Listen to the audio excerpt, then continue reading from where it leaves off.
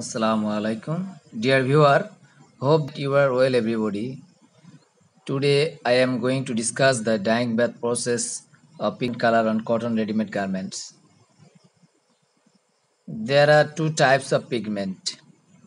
One organic pigment, two inorganic pigments. Pigment nature. Pigment are not soluble in water. Pigment are not enter the process of the fibers. Pigment need binder to dye with the fabric. Pigments are placed on the top of the fabric surface. Pigment dyeing in cotton ready-made garments bring washed out effects and unique faded effect over time and make creative fashion. Recipe and process. Batch size 60 kg. Water need 420 liter as per ratio 1 ratio 7.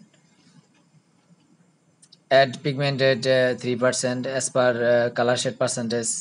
Add pigment black 0.1 or based on your recipe. Add acetic acid 1 cc per liter. Temperature 80 degree to 85 degree centigrade.